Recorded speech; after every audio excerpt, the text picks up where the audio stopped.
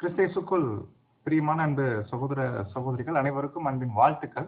கிறிஸ்துவுக்குள்ளாக தேவனுடைய கிருபையினால மீண்டுமாக ஒரு தொடர் பைபிள் ஸ்டடிக்கு தேவன் நமக்கு ஒரு வாய்ப்பு எல்லாருக்கும் கொடுத்துருக்குறாங்க. அதற்காக நன்றிகளையும் சோத்திரங்களையும் நச்சர் மூலமாய் நான் எடுத்துக்கொள்கிறேன். சகோதர சகோதரிகளே, மீண்டுமாக உங்கள் மத்தியில் தேவனுடைய வார்த்தைகளை பகிர்ந்து கொள்வதில் எனக்கு தேவன் கொடுத்த ஒரு மிகப்பெரிய வாய்ப்பு. ஸோ இந்த வாய்ப்பை நான் சரியாக பயன்படுத்திக் கொள்றதுக்கு தேவன் தாமே எனக்கு கிருபை செய்ய வராங்க. ஸோ ரொம்ப முக்கியமான ஒரு ஸ்டடி நம்ம பார்க்க போகிறோம். அப்படின்னா நமக்கு தெரியும் தேவனுடைய வசனங்கள் என்ன மாதிரி வசனம், அது எப்பேற்பட்ட வசனம், தேவனுடைய வார்த்தைகளுக்கு எவ்வளோ பவர் இருக்குது நம்ம எல்லாருக்கும் தெரியும் இல்லைங்களா? எபிரேயர் புஸ்தகம் 4ஆம் அதிகாரத்துல படிக்கலாம். எபிரேயர் 4ஆம் அதிகாரம் 12ஆம் வசனத்தை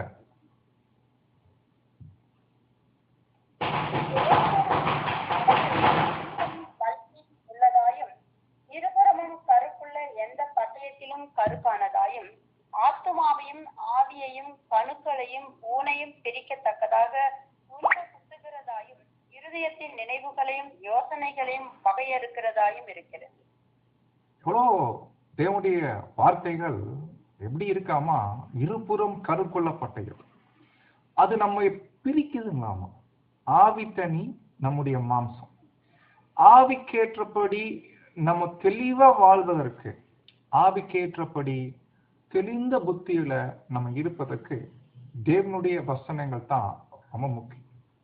நம்முடைய விசுவாசம் வர்த்திக்கவும், நம்முடைய இருதயத்தின் எண்ணங்களை வகையறுக்கவும் ரொம்ப உதவுது தேவனுடைய வார்த்தைகள். கண்டிப்பா ஒரு கிறிஸ்தவன் வாழ்க்கையில ரொம்ப முக்கியமானது பைபிள் ஸ்டடி.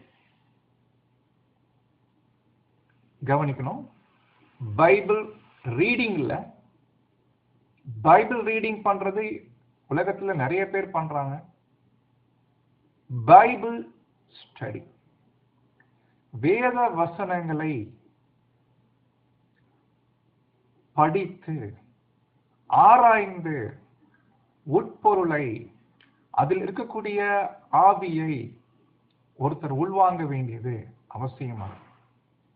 ஒரு கிறிஸ்தவருமே தேவனுடைய வசனங்கள் மீதான ஒரு பார்வை, ஒரு தெளிவு எப்போதும் பெற்றிருக்கும் போது அது அவங்க வாழ்க்கை ஆவிக்கேற்றபடி வாழ்வதற்கு ரொம்ப உதவியா இருக்கும்.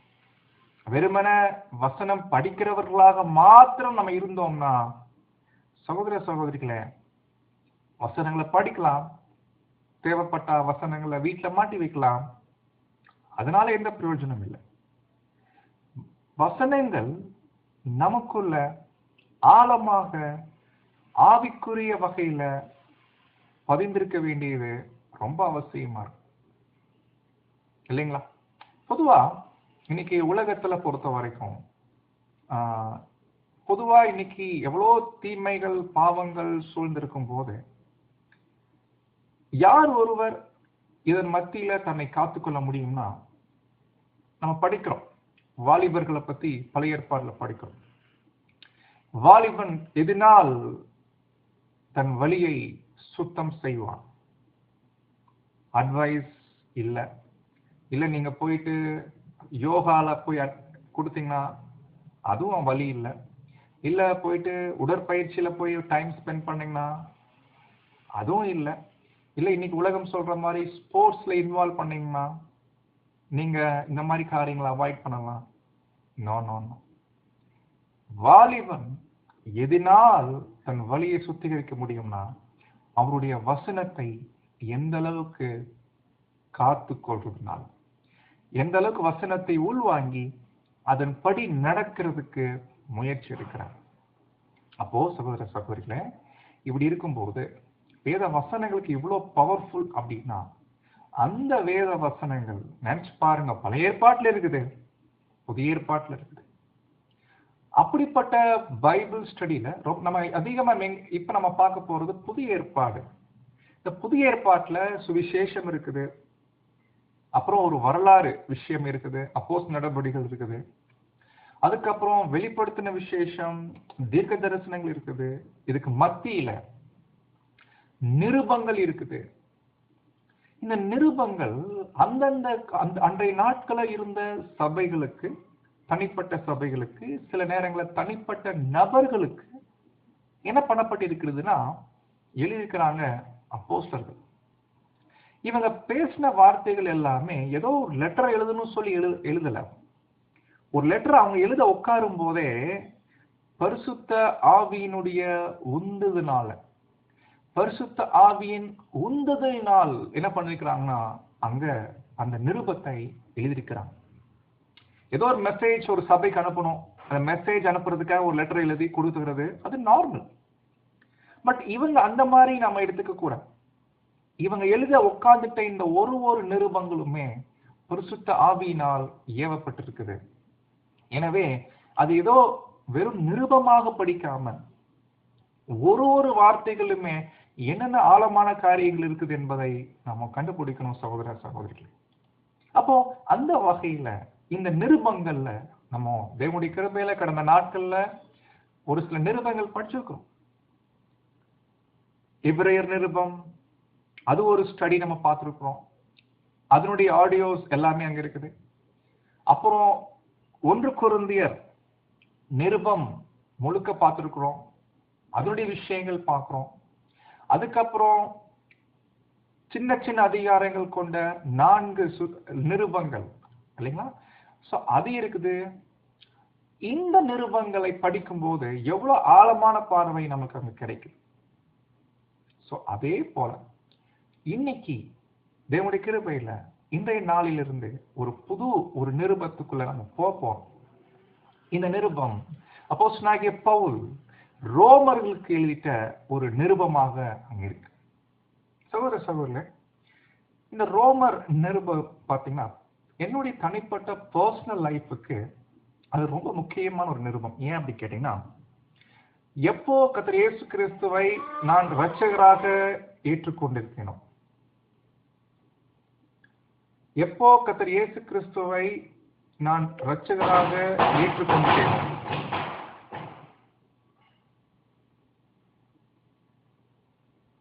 எப்போ கர்த்தர் இயேசு கிறிஸ்துவை நான் இரட்சகராக ஏற்றுக்கொண்டேனோ, சோ அப்போதிருந்து எனக்குள்ள வந்த முதல் வாஞ்சை வேதத்தை படிக்கணும்.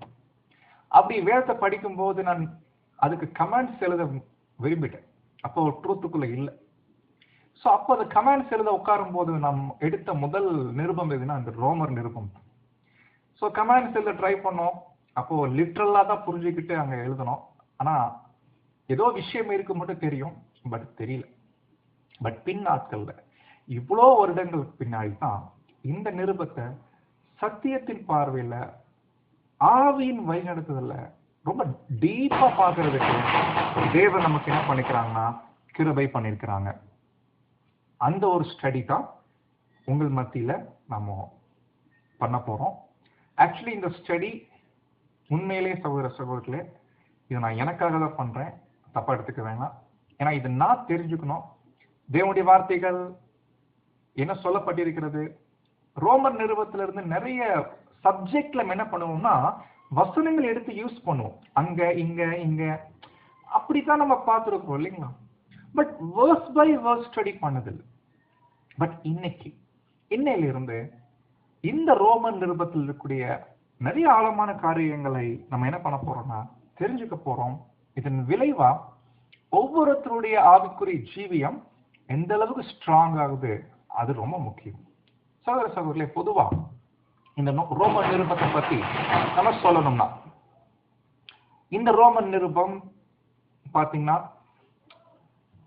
யார் ஒருத்தர் கிறிஸ்து இயேசுடைய சரீர அங்கங்களாக அவங்க மாற போறாங்களோ, என்ன சொல்லணும்னா கர்த்தருடைய சரீர அங்கங்களாக 1,44,000 பேர்ல ஒருத்தராக போகக்கூடியவர்கள் கண்டிப்பா இந்த நிருபத்தில் இருக்கக்கூடிய மாபெரும் சத்தியங்களை அறிந்தவங்களாக இருப்பாங்க. அதை பெற்றுக்கொள்வதில் முனைப்போடு அங்க இருப்பாங்க. இந்த நிருபத்தை பாத்தீங்கன்னா அப்போஸ்தலனாகிய பவுல் எழுதிட்டார். பட் இதுக்கான கமெண்ட்ரிஸ் போய் பார்க்கும்போது அருமையான சகோதரர்கள் நமக்கு கொடுத்துருக்கிறாங்க. அந்த கமெண்ட்ரிஸை படிச்சு புரிஞ்சுக்கிட்டு ஸோ அது எவ்வளோ எளிமையா அந்த காரியங்களை உங்க மத்தியில சமர்ப்பிக்கணுமோ அந்த ஒரு முயற்சி நம்ம பண்றோம். ஸோ தேவன் தான் கைட் பண்ணி அந்த காரியங்களை நடத்துவாராங்க. ஓகே, அப்போ அன்பான சகோதர சகோதரிகளே, அந்த வகையில இந்த ஒரு ரோமர் நிருபம் பத்தி நம்ம பார்க்க போறோம். ஸோ இதுல இன்னைக்கு ஒரு அறிமுக வகுப்பு தான். ஸோ இந்த அறிமுக வகுப்புல நம்ம என்ன பார்க்க போறோம்னா, முதல்ல இந்த நிருபம் அப்போஸ்தலனாகிய பவுல் எழுதிட்டாரு ரோமருக்கு, இல்லைங்களா? ஸோ இந்த நிருபத்தை பத்தி சில தகவல்கள் பார்க்கலாம். இது யாருக்கு எழுதிட்டார்? ரோமர். யார் அவங்க? அவங்கள பத்தி சில விஷயம் பார்க்கலாம். அதுக்கப்புறம் இந்த வசனம், இந்த அதிகாரம் அப்போஸ்தலனாகிய பவுல் எப்படி ஸ்டார்ட் பண்றாரு அப்படின்றத மட்டும் நம்ம பார்த்து அங்க முடிக்கலாம். ஏற்கனவே சொன்னது போல இது ஒரு வேர்ஸ் பை வேர்ஸ் ஸ்டடி, வசனம் கீழ் வசனமா நம்ம படிக்க போறோம். இதுக்கு உதவியாக சில கமெண்ட்ரிஸ் அங்க இருக்குது. ஸோ ஃபர்ஸ்ட் நம்ம எடுக்கிற கமெண்ட்ரி பிரதர் ரசல் அவர் கொடுத்துட்டாரு, சில முக்கியமான பாயிண்ட்ஸ் ஒரு வசனங்களுக்கும். அதுக்கப்புறம் 2 மேஜரான கமெண்ட்ரிஸ் இருக்குது.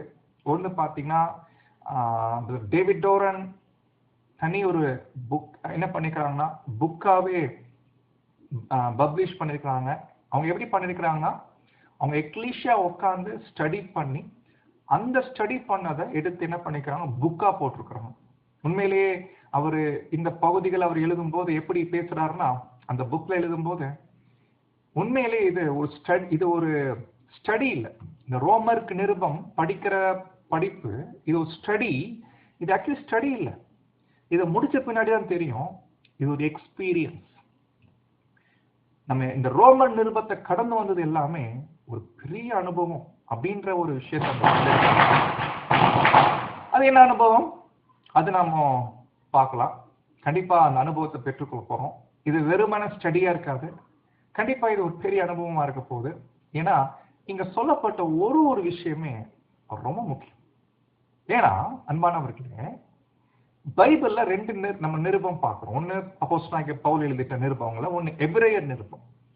எபிரேய நிருபம் பாத்தீங்கன்னா எப்படி பழைய ஏற்பாட்டை மையமா வச்சு அப்போஸ்தலனாகிய பவுல் எபிரேயருக்கு எழுதியிருக்கிறார்.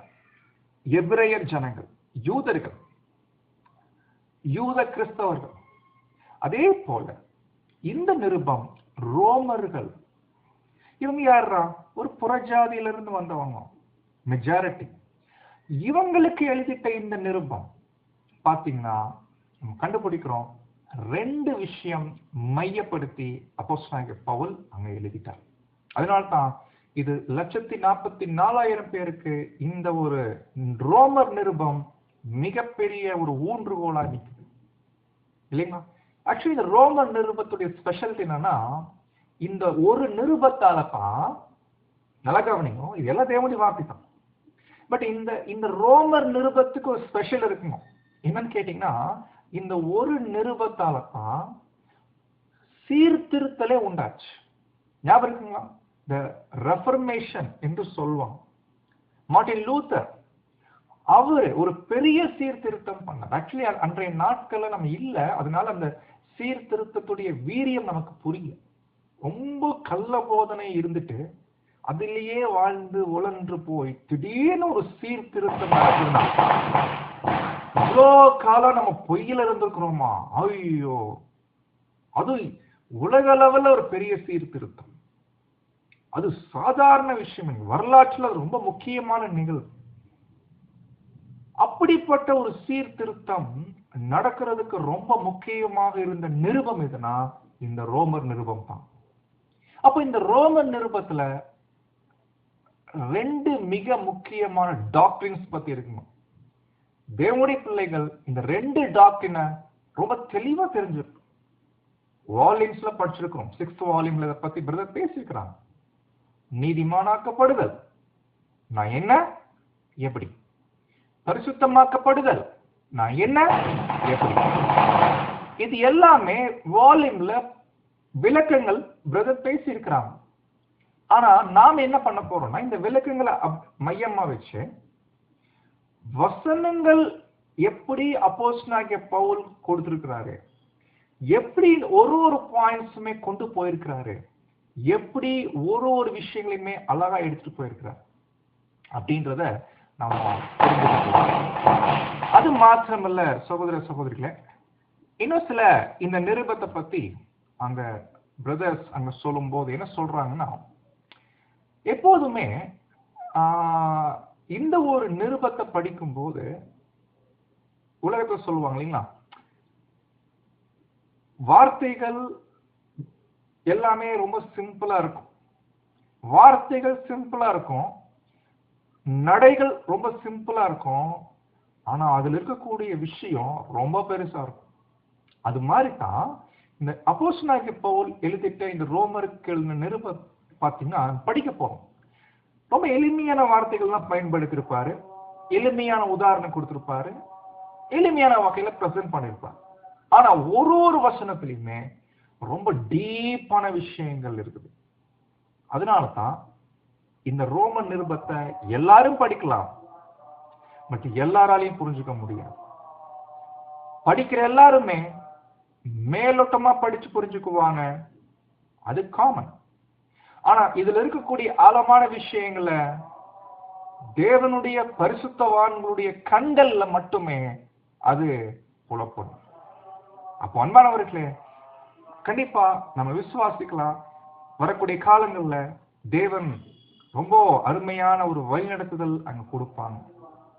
ஓகே, அப்போ இதெல்லாம் நம்ம பார்க்கிறோம். பிரதர் டேவிட் டோரன் அவங்க எக்லீஷியால உருவாக்கிட்டாங்க இந்த ஒரு கமெண்ட்ரி.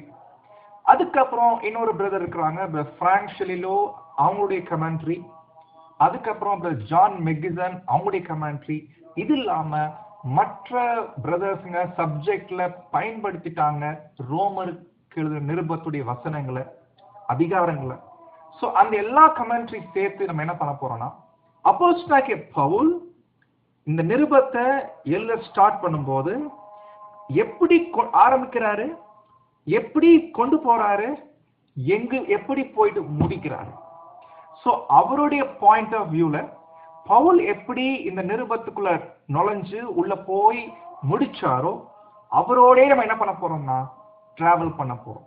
அப்பதான் பவுல் இந்த நிருபத்தை எழுத ஆரம்பிக்கும் போது என்ன மைண்ட் செட்ல இருந்தாரு, முடிக்கும் போது என்ன மைண்ட் செட்ல இருந்தார். சோ இது எல்லாமே நாம இன்னைக்கு பெற்றுக்கொள்ள போறோம்.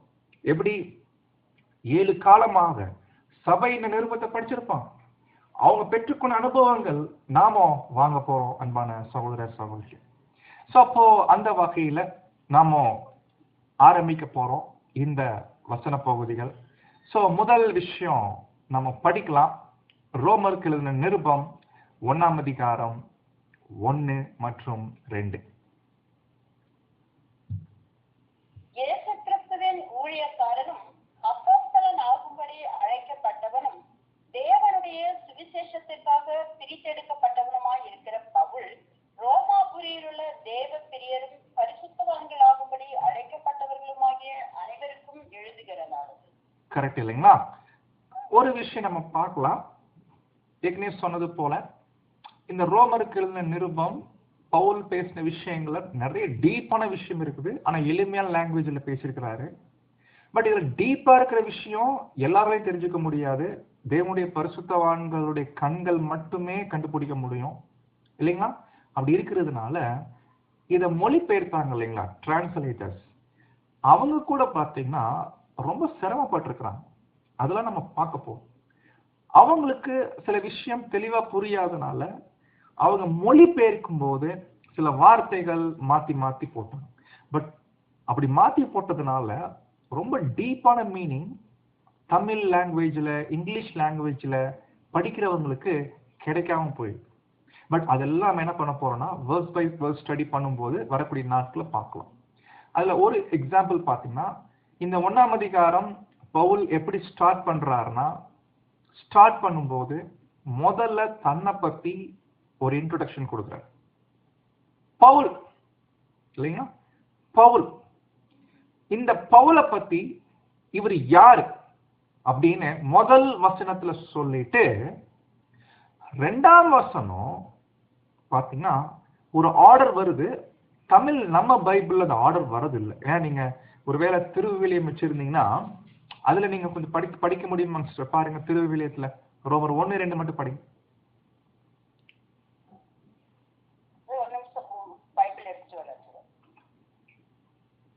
ஓகே, ஒருவேளை வேற யாராவது போன்ல வச்சிருந்தா கூட நீங்க எடுத்து படிக்கலாம்.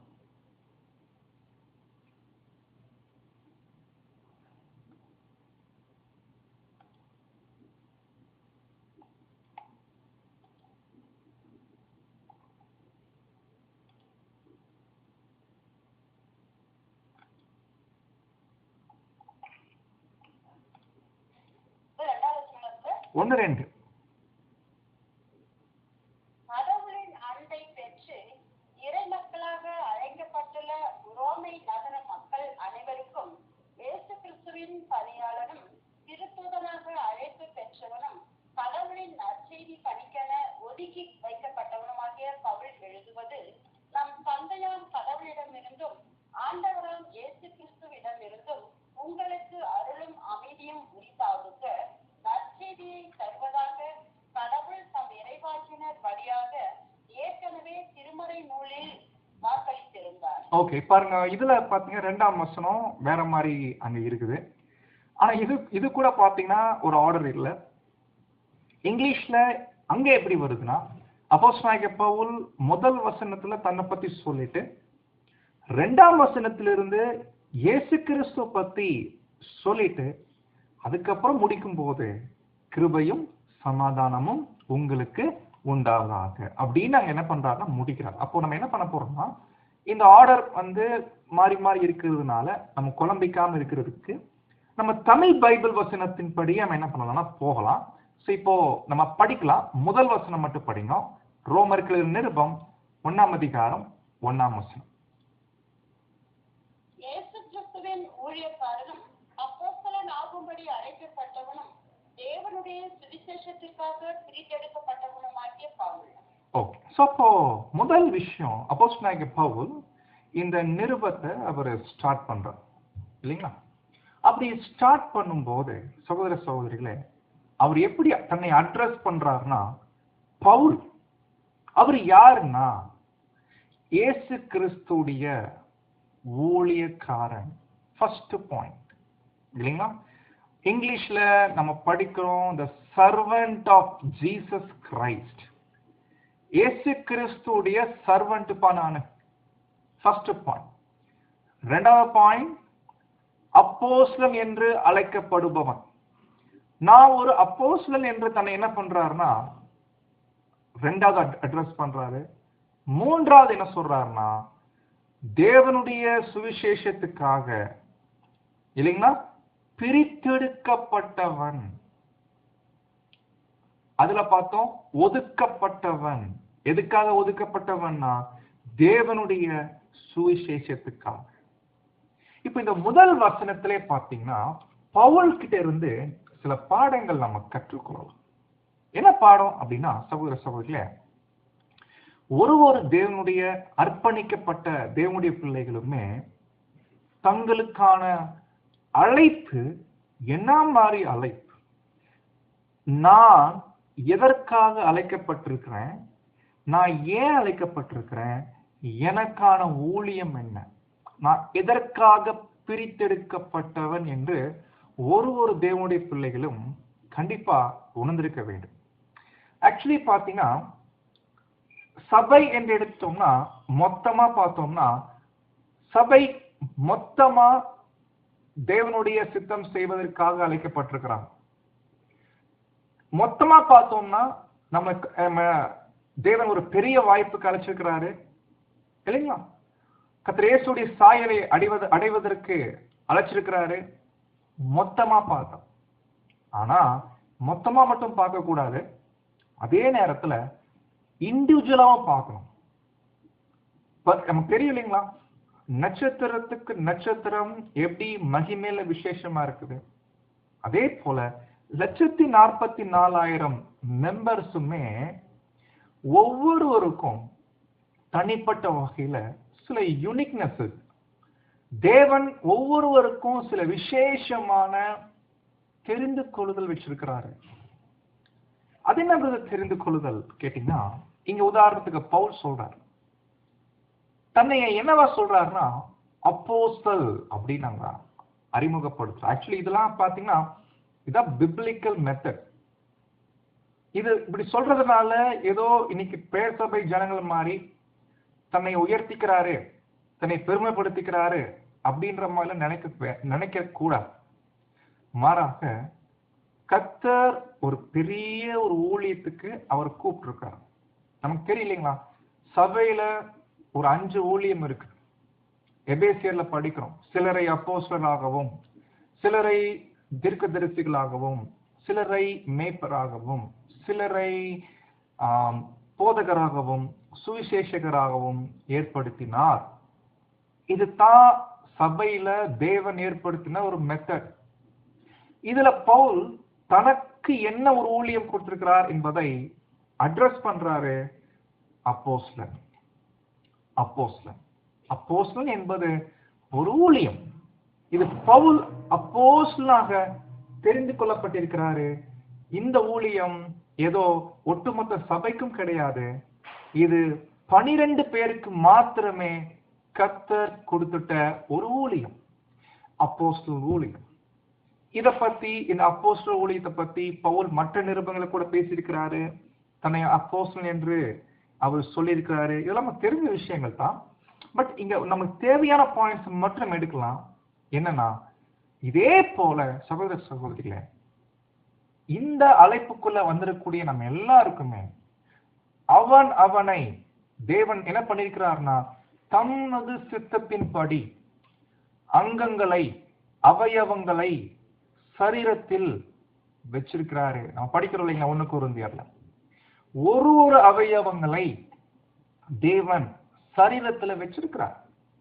யாரு கண்ணு, யாரு காது, யாரு மூக்கு, யாரு வாயி, யாரு காலு, யாரு கை, எந்தெந்த அவயவம் என்னென்ன வேலை செய்யணும் உட்பட என்ன பண்ணிருக்கிறார்னா தேவன் செட் பண்ணிருக்கிறார்.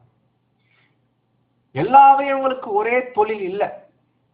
அந்தந்த அவயவங்களுக்கு அந்தந்த தொழில் மட்டும்தான் இருக்கும். அது செஞ்சா போதும். இன்னொரு அவயவம் செய்ய வேண்டிய வேலைய செய்ய முடியாது, செய்யறதுக்கு பிரயாசம் எடுக்க தேவையில்லை, இல்லைங்களா?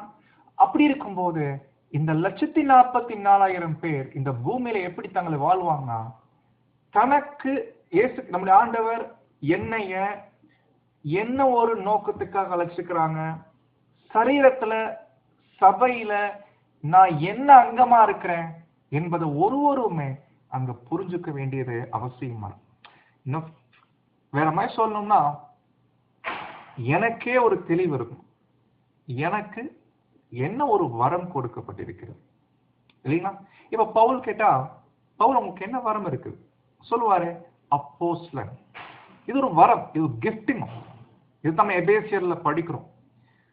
மனுஷர்களுக்கு வரங்களை அளித்தார், சிலரை அப்போஸ்தலராகவும் சிலரை தீர்க்கதரிசிகளாகவும் படிக்கிறோம் இல்லைங்களா? இது ஒரு கிஃப்ட். இப்ப பவுல் ஒரு அப்போஸ்தலன், தனக்கான அந்த வரத்தை அவர் என்ன பண்றாருன்னா தன்னை சொல்லி அட்ரஸ் பண்றாரு. ஏன்னா இது ரொம்ப முக்கியமான வரம். இது ஏதோ பெருமைக்காக அவர் சொல்லல.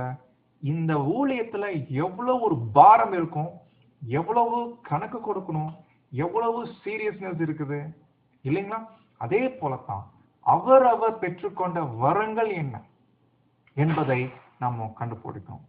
அப்போ கேட்கலாம், 5 வரம் தான் இருக்கா? நான் இல்ல, 7 வரங்கள் இருக்குது அந்த 5 இல்லாம, இல்லைங்களா? அப்போஸ்தலனாகிய பவுல் இதே ரோமர்கள் நிருபத்துல ஒரு சபைக்குள்ளுமே 7 வரங்கள் பத்தி அங்க பேசியிருக்கிறாரு. அதெல்லாம் படிக்க போறோம் வரக்கூடிய நாட்கள்ல.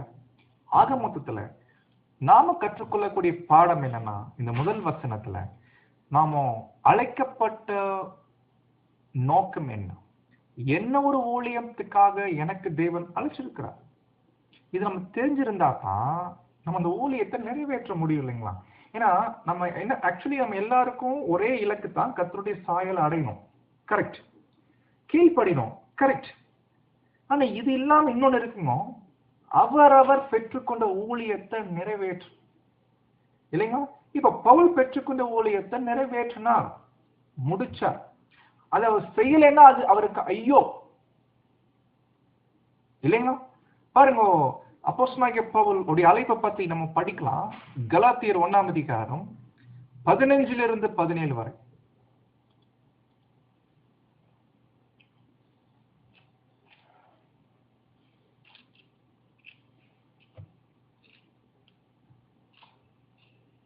அப்படி இருந்தும் நான் என் தாயின் வயிற்றில் இருந்தது முதல் என்னை பிரித்தெடுத்து தம்முடைய கிருபையினால் அழைத்த தேவன் தம்முடைய குமாரனை பிரசாதிகளிடத்தில் சுவிசேஷமாய் அறிவிக்கும் பொருட்டாக அவனை எனக்குள் வெளிப்படுத்த பிரியமாய் இருந்த போது உடனே நான் மாம்சத்தோடும் ரத்தத்தோடும் யோசனை பண்ணாமலும் எனக்கு முன்னே அப்போஸ்தலன் ஆனவர்களிடத்திலே எருசலேமுக்கு போகாமலும் அரபி தேசத்திற்கு புறப்பட்டு போய் மறுபடியும் தமஸ்கு ஊருக்கு திரும்பி வந்தேன்.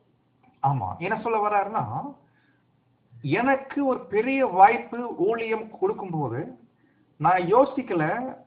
நான் அதே சமயத்துல நான் அப்போஸ்தலர்கிட்டே நான் போகல. எங்க போயிட்டாருங்களாமா? அரபு நாட்டுக்கு போயிட்டாருங்களாம். அரபு நாட்டுக்கு ஏன் போனாரு தெரியல. பட் அங்க போனாலும் இம்மீடியட்டா என்ன பண்ணிட்டாராமா? தமஸ்கு ஊருக்கு திரும்பி வந்துட்டார். அப்போ இதுக்கு பிரதர் ரசல் ஒரு கமெண்ட் எழுதுறார். ஒருவேளை போன அப்போஸ்தலர், அரபு நாட்டுக்கு போன அப்போஸ்தலர் அங்கேயே இருந்திருந்தாரு வச்சுக்கோங்களேன், அங்கேயே உட்காந்து ஸ்டடி பண்றதே வாழ்க்கையை வச்சிருந்தாருன்னா கண்டிப்பா அவர் சபை வாய்ப்புக்கெல்லாம் தகுதியே இல்லை, திரள் கூட்டமா தான் போவாரு அப்படின்னு என்ன பண்றாருன்னா ஒரு கமெண்ட் கொடுக்குறாரு. பட் உண்மை தான் என்னன்னா, தனக்கான என்ன ஊழியம் என்று கொடுக்கப்பட்ட பின்னாடி அந்த ஊழியத்தை நிறைவேற்றணும். ஊழியத்தை நிறைவேற்றவில்லை என்றால் அது பெரிய இழப்பன்பார்களே. எனக்கு என்ன ஊழியம் தேவன் கொடுத்திருக்கார், என்னுடைய அழைப்பு என்ன, எனக்கான அழைப்பு, எனக்கான ஊழியம் என்ன, நான் என்ன செஞ்சு முடிக்கணும். பாருங்க, நம்ம எல்லாரும் காமன் ஒண்ணு இருக்குங்க. காமன் பத்தி நான் இங்க பேசலைங்க. காமன் என்ன? கிறிஸ்துடைய சாயல் அடையணும், தேவனுடைய வசனங்களுக்கு கீழ்ப்படியணும், பலியின் ஜீவியம் செய்யணும், நம்ம வாழ்க்கைய கிறிஸ்துவுக்காக ஒப்பு கொடுக்கணும், கிறிஸ்துக்குள்ள மறிக்கணும். இதெல்லாம் காமன், பொதுவான பாயிண்ட்ஸ்.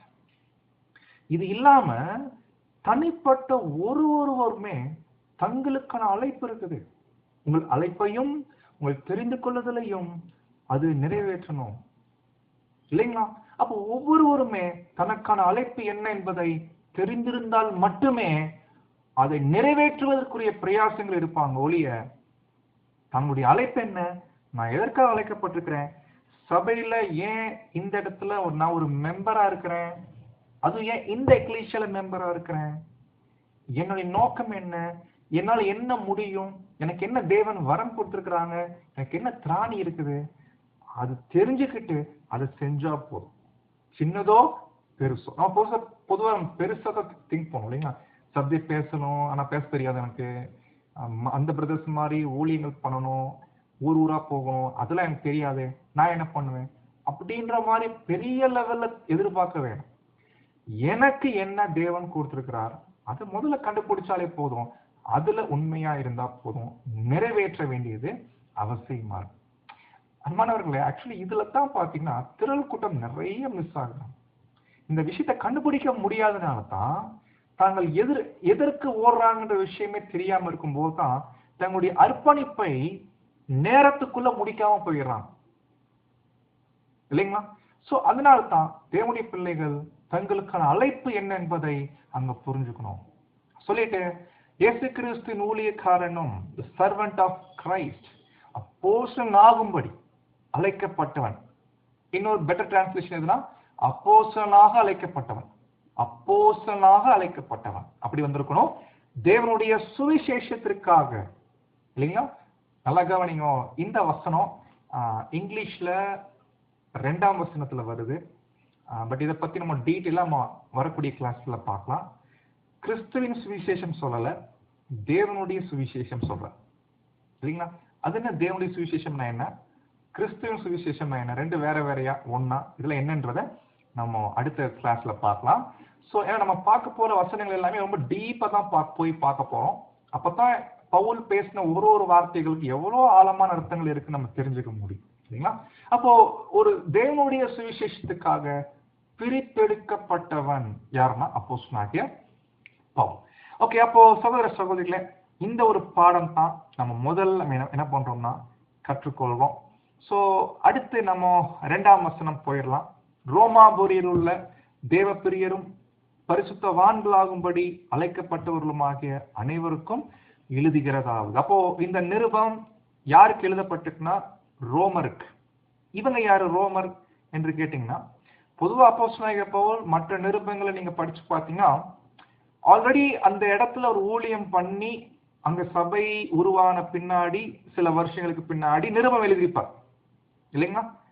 ஆனா இந்த ரோமாபுரியில இருக்கக்கூடிய பரிசுத்தவான்கள் மத்தியில அப்போஸ்தலனாகிய பவுல் ஊழியம் பண்ணிருக்கிறான்னு கேட்டீங்கன்னா இதுக்கு முன்னாடி இல்லைங்களா? ஏன்னா நமக்கு தெரியும், அப்போஸ்தலர்கள் படிச்சிருக்கிறோம், அவர் கடைசி எங்க போறாருன்னா ரோமாபுரிக்கு தான் போறார் இல்லைங்களா? ஆனா அதுக்கு முன்னாடி ரோமாபுரிக்கு போன மாதிரி ரெக்கார்டு இல்லை. அப்ப எப்படி அப்போஸ்தலனாகிய பவுலுக்கு ஒரு எண்ணம் வந்துச்சு அங்க லெட்டர் எழுதணும்னு சொல்லி? ரோமாபுரியில எப்படி தேவனுடைய பிள்ளைகள் வந்தாங்க?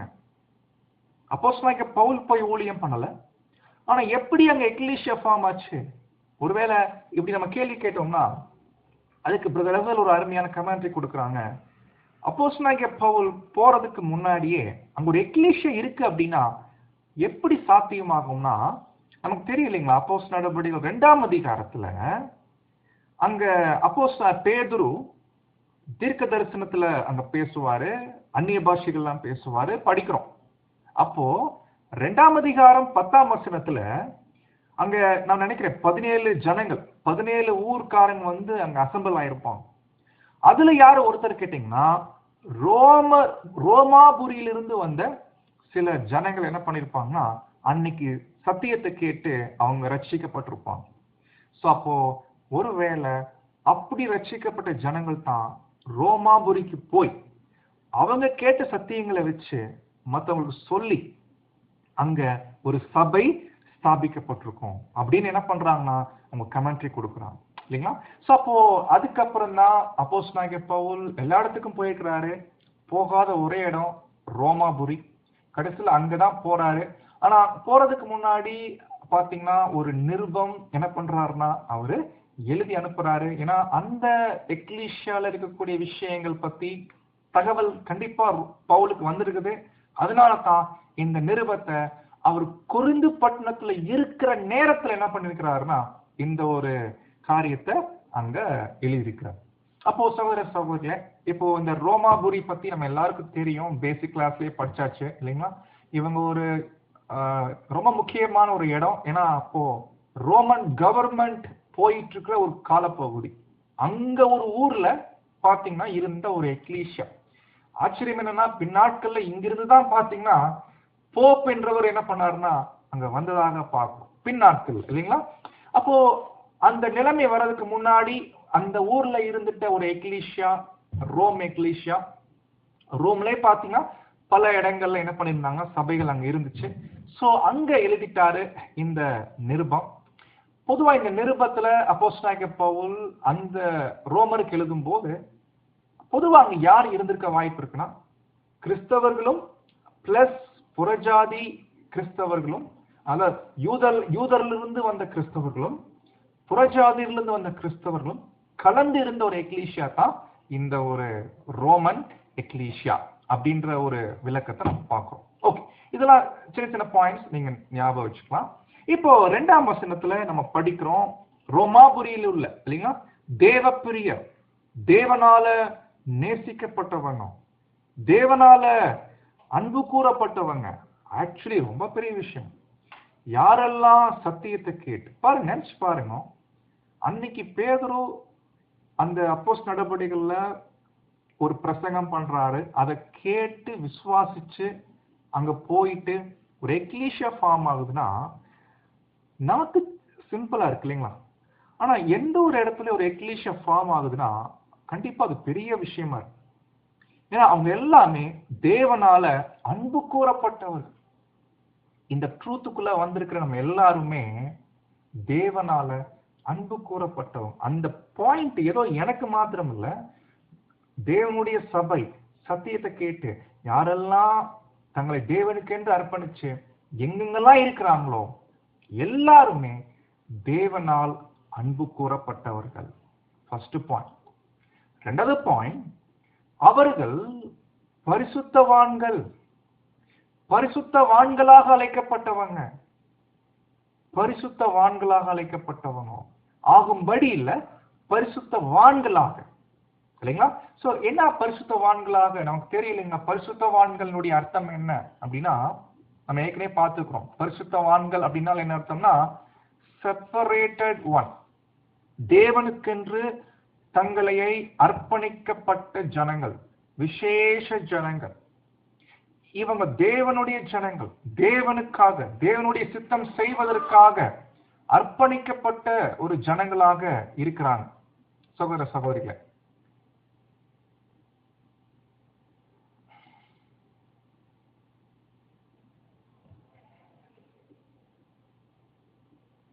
அப்போ இவர்கள் தேவனுக்கென்று அர்ப்பணிக்கப்பட்ட ஒரு ஜனங்கள், அதான் பரிசுத்தவான்கள் என்று அழைக்கப்படக்கூடிய வாய்ப்பு அங்க கிடைக்கும்.